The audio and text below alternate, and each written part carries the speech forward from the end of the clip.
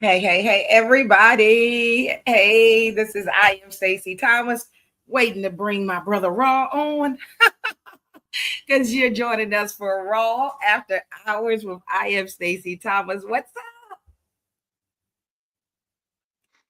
Hey, What's up? what's going on? Can you hear me? I hear you good, Raw. How Loud and are clear. you? Okay, good, good. I'm doing well. How are you? I'm good. I laugh, Raw, because I know it's gonna be good, and I never know what you're gonna say, but it's something that sometimes it makes me go, I appreciate that, Raw, and then sometimes it makes me go, what the? But anyways, Yeah, Raw, last week you had some interesting yes, ma'am. conversation going on, some very good Mhm. conversation going on. And we came up with some things. Well, you came up with some things that you thought we really needed to discuss. So before we do that, Raw, I want to shout you out because I'm not sure everybody, especially on my page, knows who you are. Tell us a little bit about yourself. Okay, yeah. My name is Raja E, aka Raw the Cheatologist. I'm a playwright. I'm an author. I'm a director, and I'm a producer. Um, I'm originally from New York, but I've been here in Virginia about maybe about 25, 30 years now. And I'm into writing. I've been writing for the last 20 years. Wow. And if I should say so myself, and it's not just because you chose me to be on a podcast with you, you are freaking awesome. You will give some of those who are already out there a run for their day gone money, Raw. I am like Thank you. so so happy for you. But I like that other Thank you. side. I like that uh side of you that comes real, that comes like you don't mind as a man answering questions. And tonight, I guess I want to start with, have you ever had conversation with somebody outside of your relationship, Raw, that should have actually taken place with your spouse or your partner? Yes, exactly. It's definitely not anything to brag about or something like that. But let's say even before you got married or got into your relationship, you had friends that you kicked it with, even before you got married. So when you get married, your value changes, in the eyes of a lot of women and sometimes in the eyes of men that, oh, he married now. So they expect you not to do certain things. But I think having a conversation with another woman is challenging and is threatening, because if you're in a marriage, but there's some conversations you probably can't have with your wife when you should be able to have them with your wife. And and let's say if something is going wrong inside the marriage where the communication the communication has been jeopardized, and you trying to explain to your wife, I want to talk to you about this and I want to talk to you about that, and it comes off to her like I'm complaining about something. But when I'm with another woman, it seems like they more receptive and they more confident. I don't know if it's because of the fact that I'm married or because I'm saying something that's real.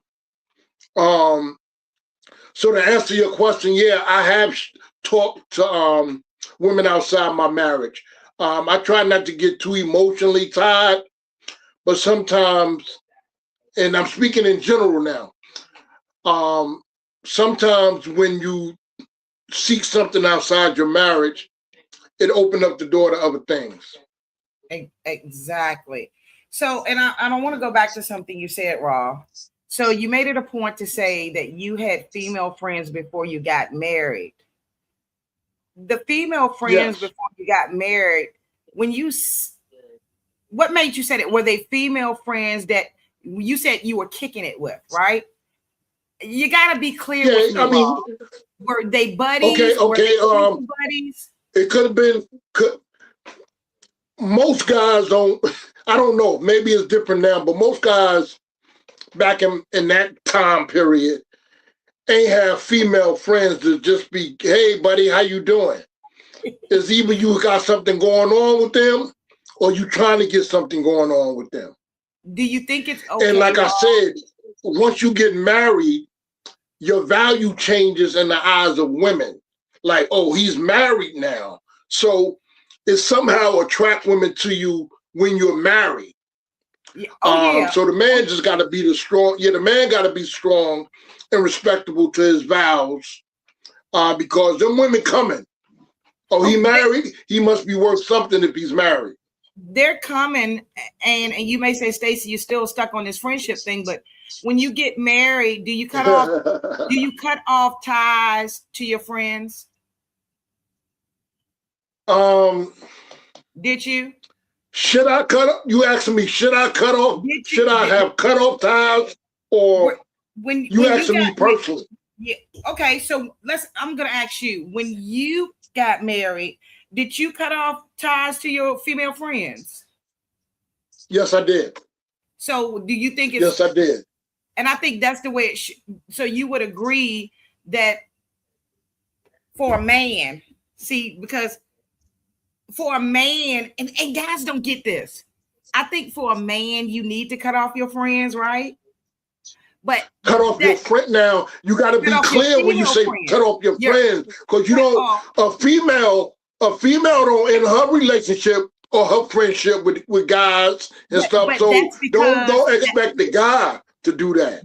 That's because, Raw, you just said yourself, most guys don't have female friends that they haven't slept with. Yeah.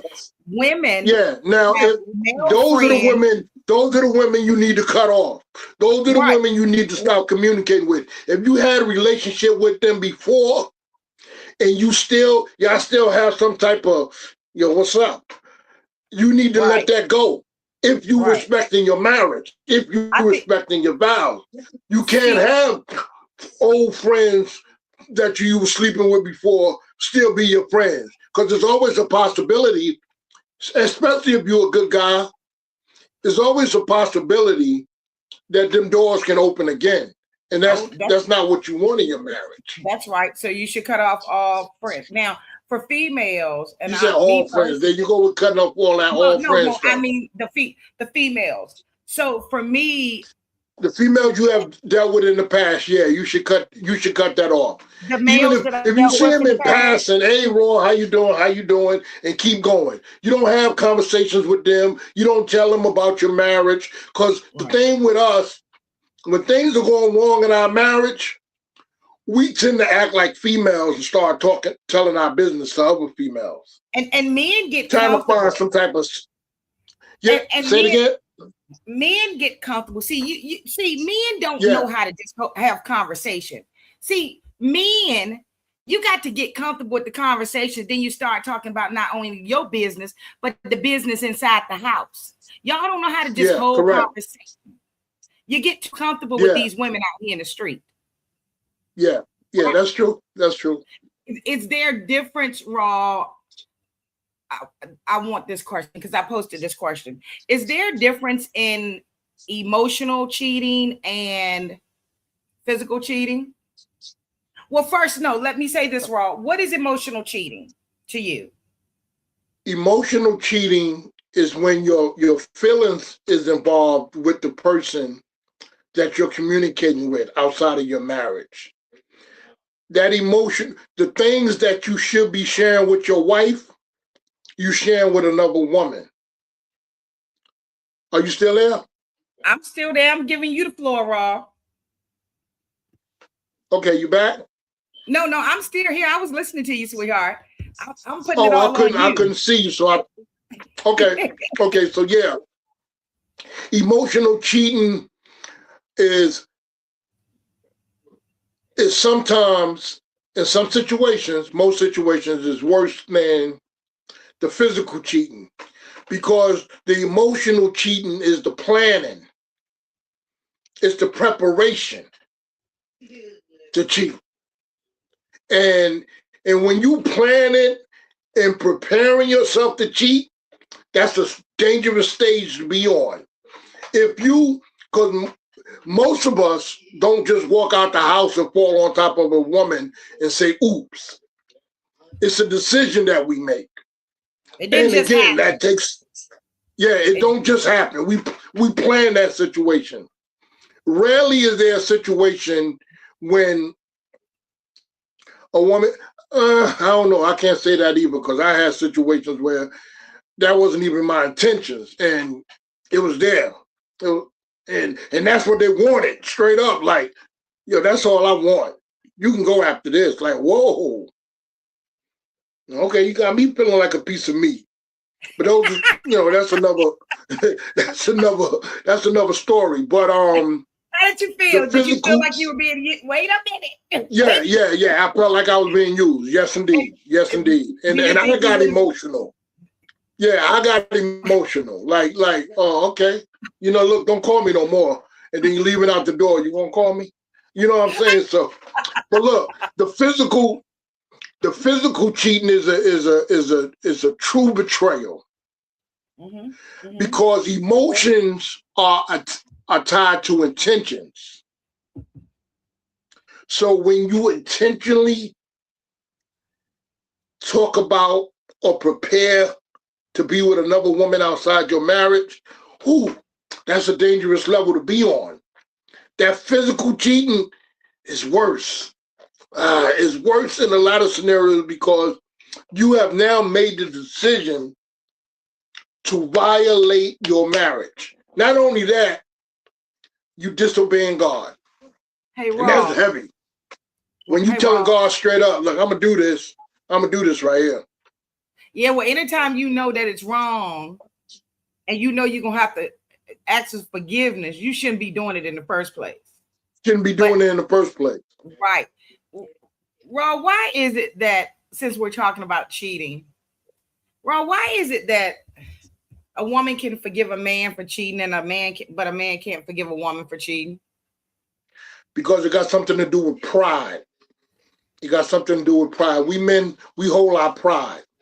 And we feel that we good enough. We think in our heads, we put this in our heads, that we're good enough that a woman is never going to cheat on me. She ain't going to never cheat on me. I already know how good I am to her.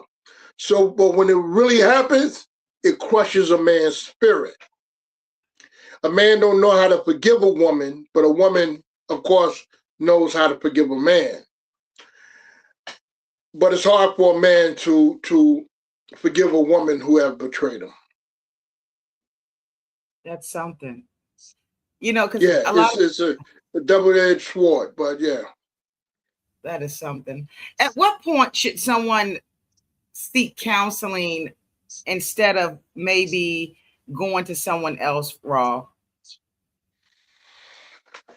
I'm going to be real. I think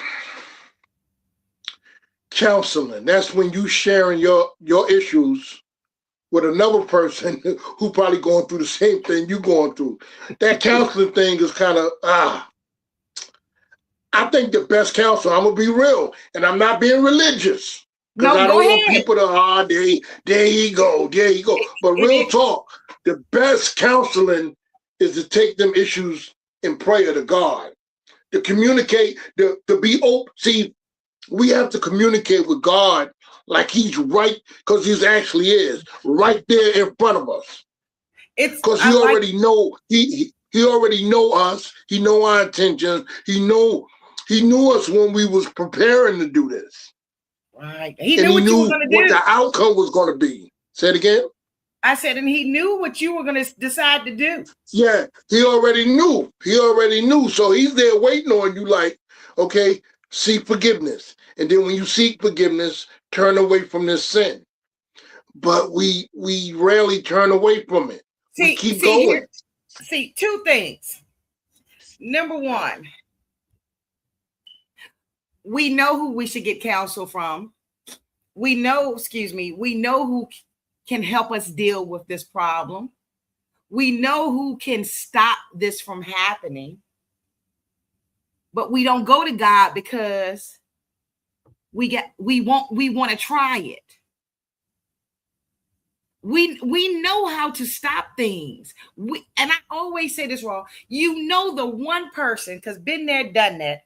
I know the one person that can help me do right. But it's been good, Raw. So you keep Yes. doing it. You know what I'm saying? Yeah. You keep doing it. It's Yeah. crazy. But what we do, we create a disconnect. Because Right. the more we do wrong, a black spot covers our heart, and to the point Yes. that there's no reconciliation, there's no forgiveness.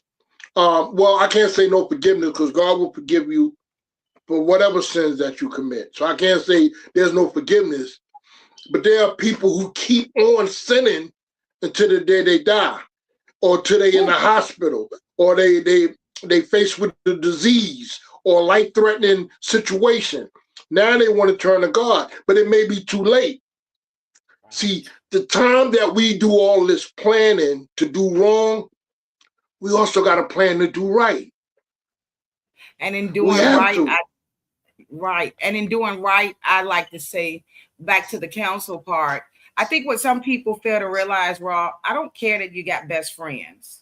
I don't care that you think you can talk to other people, because the very people, especially for women, the very friend that you're telling your problems to, she been looking at your man. She been listening to how Mm-hmm. good you say things were. You know what I'm saying? And the same thing for Yeah. guys. I think, and I've said this, the older I get, I realize this. Some things are best kept between you and God. You don't take it to your buddy. You don't take it to your Yeah. girlfriend. You take it to the Yeah. one person that you know is not going to backstab you and not going to steer you wrong. Correct. We make Correct.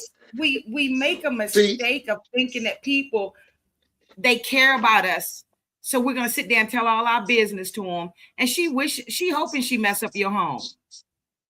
yeah, yeah. Well, most women, I wouldn't say that the women that you tell your problems to is hoping the worst for you. I'm Not just all, saying not all the women, but some communication women. should be, yeah, the communication should be between the husband and the wife. That's right. And see, that's the thing. See, we got to understand that this is a spiritual battle, right?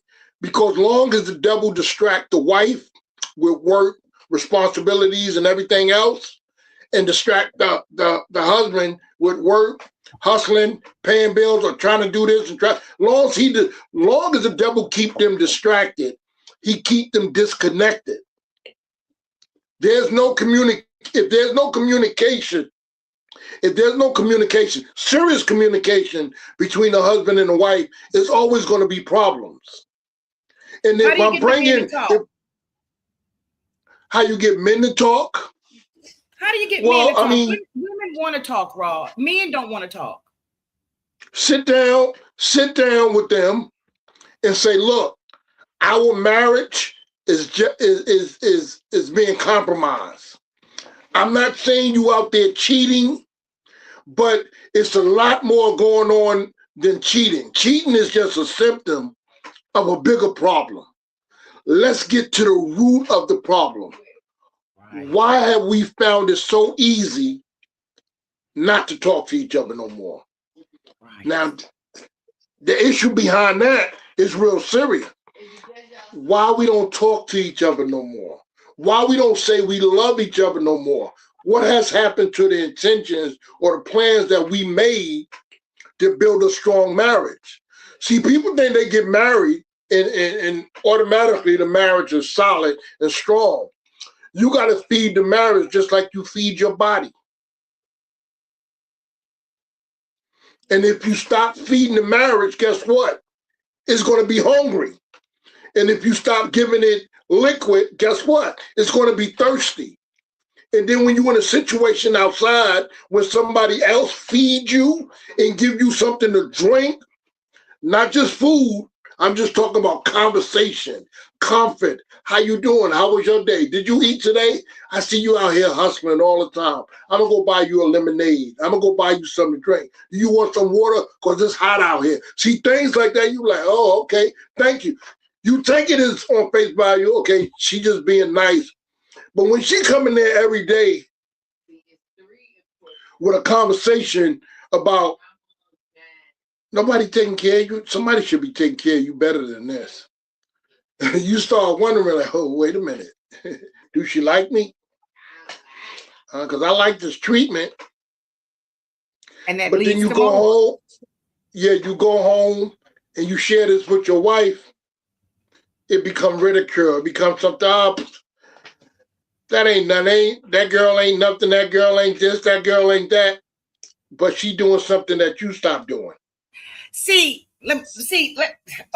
We're gonna take some comments a minute, and the phone number is up there if you guys want to call in. If you don't type very fast, but I want to say this, Raw. When you say you go home and you bring this up, so when you start cheating, Mr. Cheatologist, one of the signs you ladies pay attention. One what of are the signs of what? Of him cheating, or that okay, something. Look, I'm not going to do that. Thank you. That could be leading up to it. Ross said when you go home and mention somebody and the woman pays it no mind. Women, pay attention, because why out of the blue is he coming home telling me what him and another woman talked about at work? And especially if he does it more than once, pay attention. Yeah, but you talking about signs. You talking about signs of a cheating man? Yeah. Because I'm not going to disclose nothing like that, because that's one-sided. But what I'm going to tell you is, how you say they go home and say, why can't you just go home and say, we need to talk? Why do you have to say what the other woman said? Oh, no, because you being honest.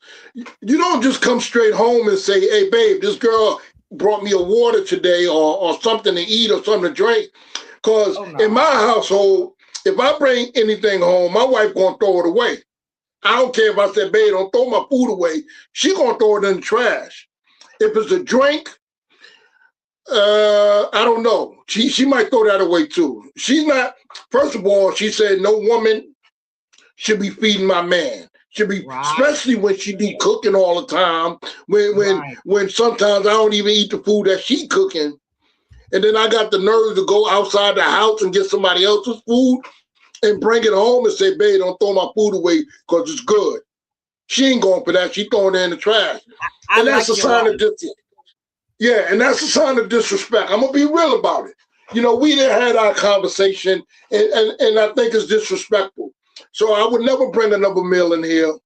Unless, you know, of course, if I bought the meal. But another woman can't prepare dinner for me, can't prepare lunch for me, can't do none of that, because it's a sign of disrespect. And that's what I was telling you about, that emotional cheating. Because when a woman is constantly feeding a man, she prepping him. And that's a key to open up another door. That's the key. So we men, any men that's listening right now, you got to be careful with that. All that's cute and dandy. Somebody bring you something to eat and drink at work. But look, respect your wife. Respect your relationship and respect your vows. But I want to talk about the circumstances in a marriage that can justify. Before you get there, I don't want to say that yet. We've got, I can't read everything. And I know, I'm not even sure if it has something to do with exactly with what you're saying. But let's see. Vanessa, okay, let's go in order. Angela said, let's see. Angela's doing a lot of talking. Hey, sweetheart. Not all, a lot sit and be listening to you tell them what's not working in your marriage relationship just to see the entry point to start making moves. I know, that's what I said, Angela. They sit there and they wait, letting you do all that talking. Is that is she speaking from a woman's perspective or a man's perspective? She's a woman. So she's speaking from her perspective that another woman is listening to your problems so they can enter. Now, you know what I'm realizing too? If you bring in problems to women, a lot of women don't want to hear that. Now you got women who hope something is going wrong with your marriage so they can get in, but most women don't want to hear about you having problems with your wife. Well, either you gonna roll with me and do what we gonna do or not. I don't want to hear nothing about your problems at home, because now you making me feel like I'm a hoe. That's right. Well, not all. You making me feel like a lot of women think, yeah, like, look, I'm not no hoe. I just want to rock with you. I'm not no hoe though, and I don't want to hear nothing about your marriage. Then you got women who say, oh, you having problems with your marriage? You ain't gonna have no problems with me. Come over tonight. See, so it's some of them. Two different type of women. Okay, so now we have a lady that says, this is for you, Raw. Why does a woman have to be called hoes and the bees, and a man cheats, he scores points? That has something to do with the psychology of that man. It's the level of that man's maturity, because hoes and to outrightly call somebody that's offensive. So that a grown man, a mature man, ain't gonna really be having no conversations like that when he's talking to a woman or about a woman. But you have men who so used to saying hoe and bee and all that, and these women calling themselves, I'm the baddest hoe you ever gonna have, or I'm the baddest bee you ever gonna have. It's like, you don't want me to call you a bee, but you're calling yourself a bee. You're calling yourself a hoe. So, I mean, which way you want it now? You want me to call you a hoe? You want me to call you a queen? Exactly. Sometimes when you call a woman queen, she look at you like you crazy. And then you be like, man, up you, hoe. So, I don't know. To answer her question, I think it's the psychology of that man, the mentality of that man who want to call you out your name. Right. And for those of you who may see me looking down and say Stacey's being distracted, Stacey's not being distracted. I'm looking at messages that are coming on the phone. I want to make sure that I don't miss anything. So my man Raw. Yes. Justifying my cheating. I'm gonna listen to you. Yes. It's more to that title than what you see. Justify My Cheating is a book that's probably coming out next month. It's speaking about the circumstances of a marriage when a man feels that he's being ignored. He's being deprived, and he's in situations which he feel he may have the right to step out on his marriage because of these things are not being met at home. But that's not a good reason to justify cheating. So the title itself is to draw you in to see what a man sometimes think when he's in a marriage that is failing. And it's a lot of marriages that's failing because of this. So this book should really open up a lot of eyes and actually open up conversation. That's the purpose of the book, is to heal situations rather than expose it or encourage cheating. Because it's definitely not to encourage cheating, betrayal, infidelity, adultery. It's not to encourage that. So no matter what it is that's going on in the house, basically, are you saying that you're going to show us that there is nothing to justify it? Nothing. No matter what you tell yourself, nothing justifies cheating on your spouse. Nothing. I would say that. I would say yes, nothing justifies, but some men may beg to differ. So that's why this book is open for both people who fail justification. You have every right. If you have a right to justify cheating, then you may have a right to ask for a divorce.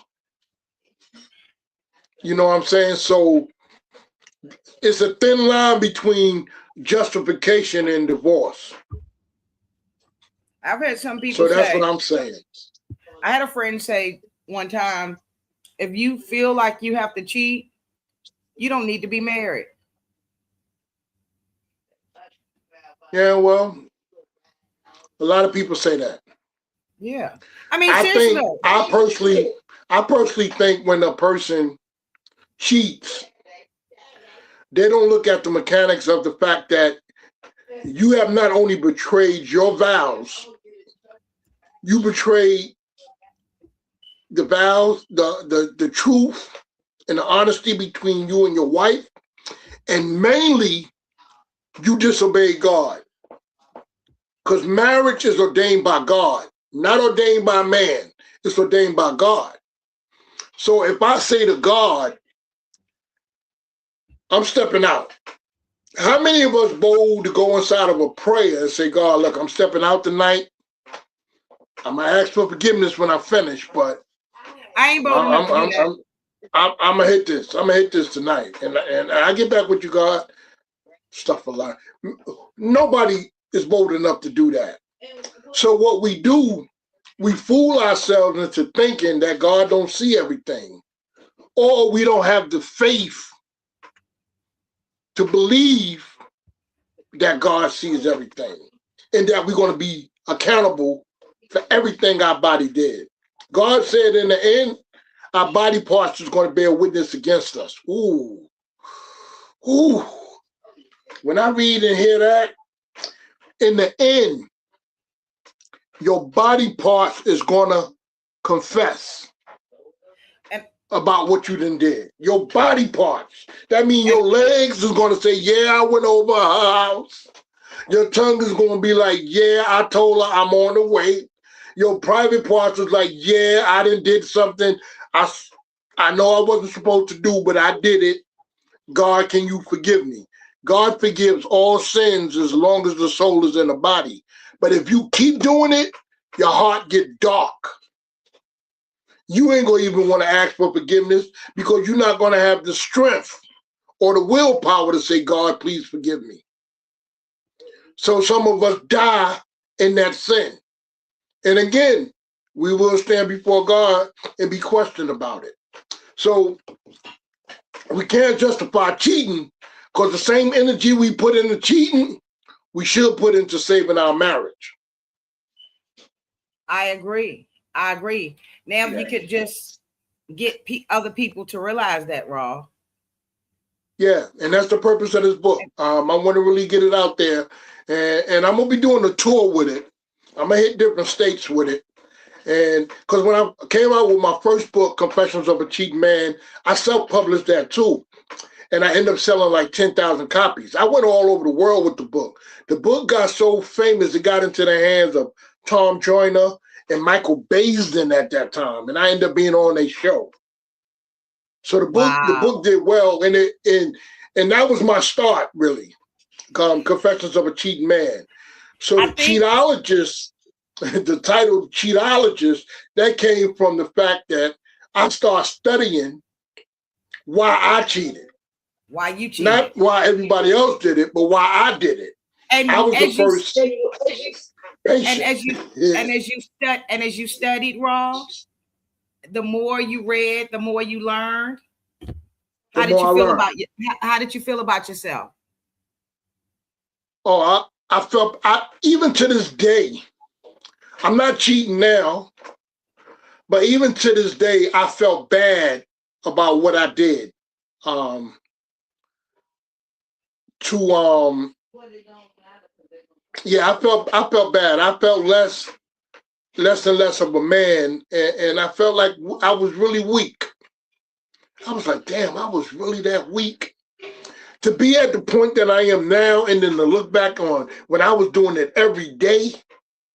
I mean, chasing 10, 20 women a day, literally chasing them, maybe getting about 4 or 5 of them a day.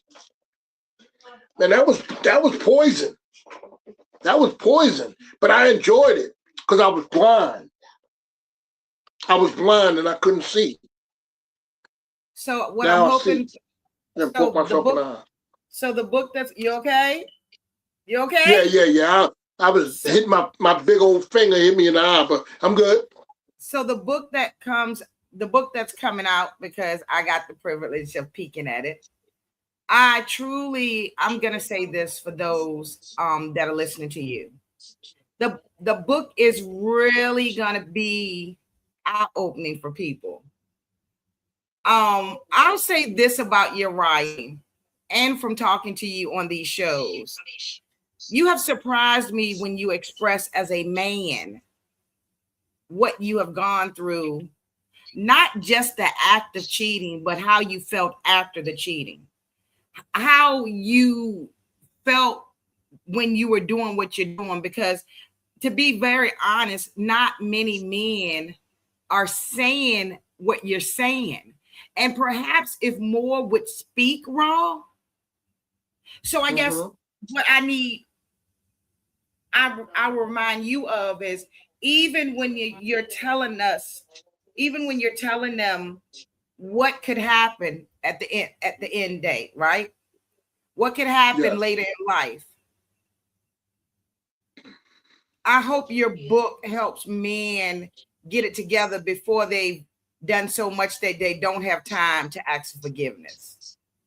Yeah. So you've done a great job. I can't wait to read the actual book. Yes. Raw gonna get me, but Raw, we're out of time. We're past time.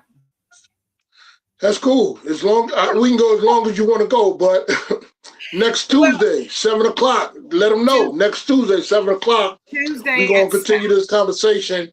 And if you have any questions, send them to Stacy, and she will impose them on me. If you have any questions, you on my page, ask me, and I'll answer them. Honestly. This conversation, and thank you for those who have been talking to us and sending messages.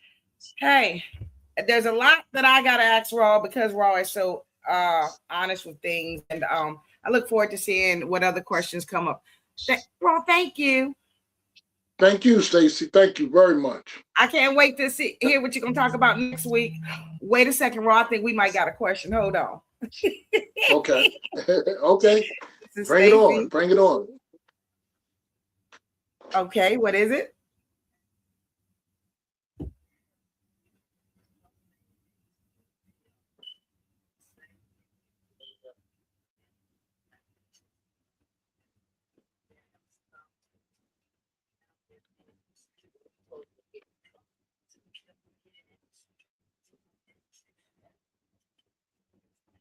Okay, hold on, please. Raw. Yes. If there was a man, if there was a man like you talking to you when you were in the streets, would you have listened to that man? What else? Ooh. Because it took you being in the streets to get you where it is now. Yes. I guess, and I'm gonna throw in, that's what I've been trying to tell Raw. He got to go back.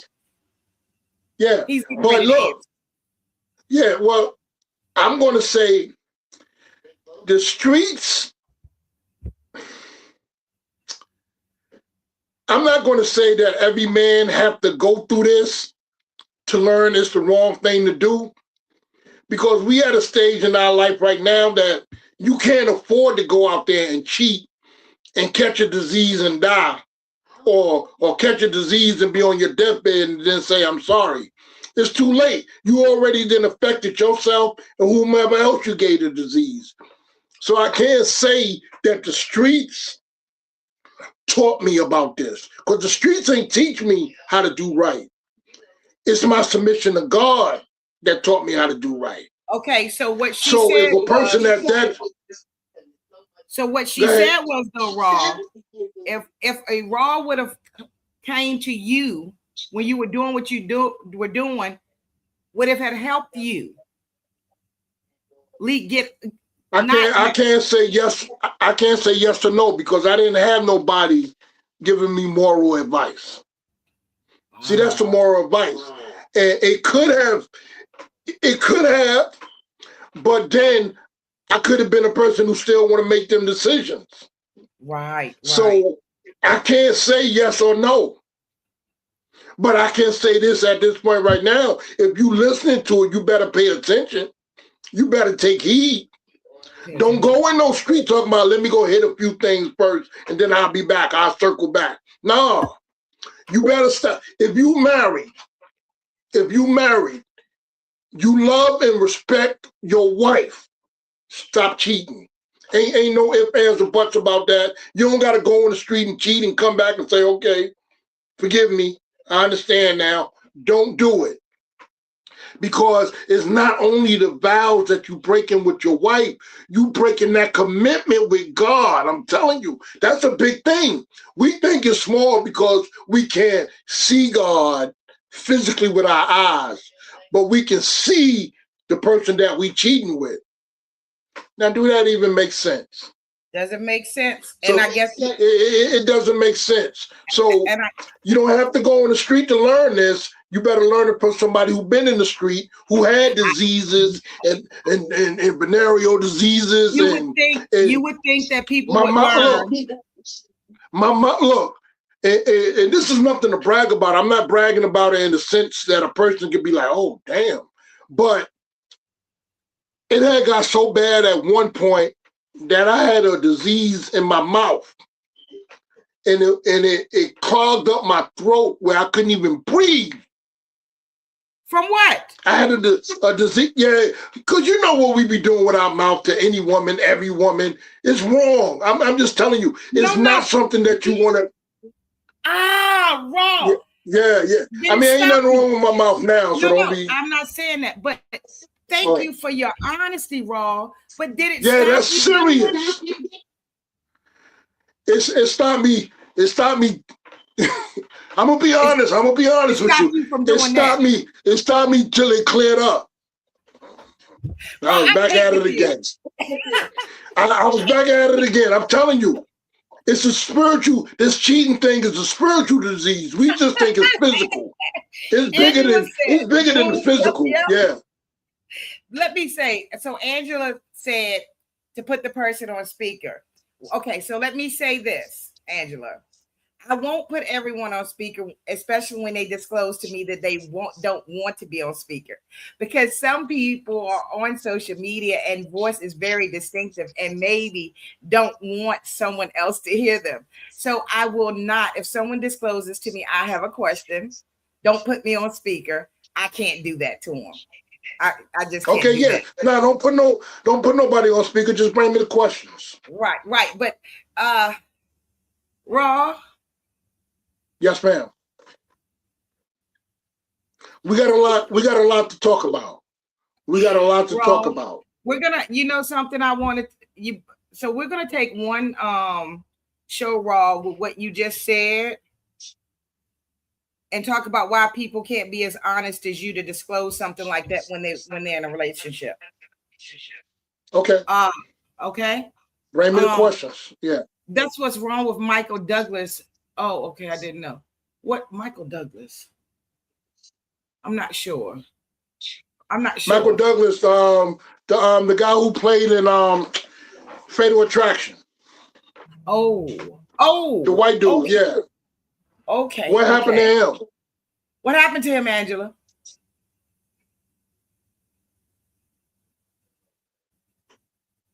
Raw. Yeah. I'm gonna leave. I know.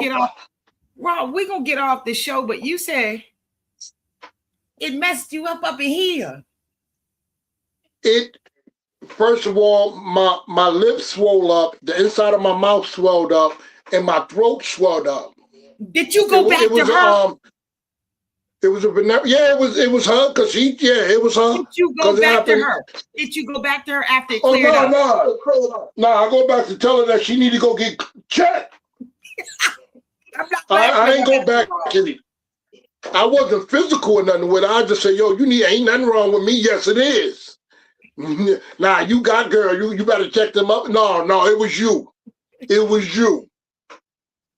And the fact that it has nothing to do with the fact that she was baddie. Oh my! Any guy would have probably ran behind her, but that don't mean nothing. They carrying them diseases too. Shoot. Man, and I was so surprised. She ain't had no BBL or nothing. She was straight vicious. But yeah, she was vicious in the sense of giving me that disease too. I'm not laughing that she gave you the disease, but you know what I call almost killed me. Almost killed me. People being blinded by beauty. Yeah, almost killed me, and here I am. Here I am still cheating. You know, at that time. I'm not talking about now. I'm talking about at that time. Still, like I said, once I cleared up, it took me about a month or two to clear up. But she said, I was back. I was back in it. I was back at it. Raw. So you got somebody said, Heavenly Father, what? Raw. Because it says, Heavenly Father, WTW. Stacey a little slow. What in the world? Vanessa says, sounds like an anaphylaxis attack. LOL. She said, what? Your phone breaking up. She says, what you described in your throat sounds like you had an anaphylaxis attack. LOL. Yeah, whatever attack I had, boy, it was serious.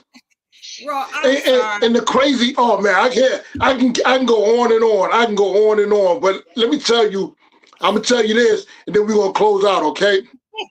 Because you can get some more confessions later. At the time, at the time this happened, okay, I ain't gonna say no more. Go ahead, Raw. Go ahead, because you know what, Raw. No. Go ahead, yes. Raw. Wait, let me see what she said. I got to put my glasses on. Wait a minute, because you just too much. Okay.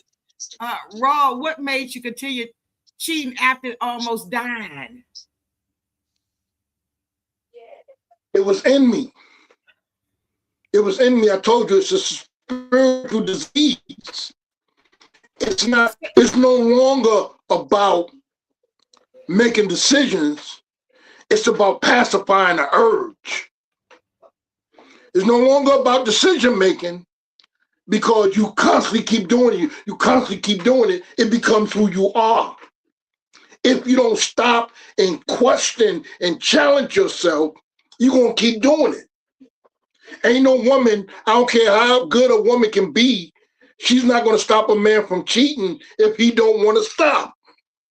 So it's the man that got to stop. So what made me continue? I was destroyed.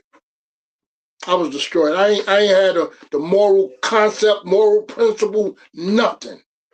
I just wanted to feed me. I just wanted to feed my passion.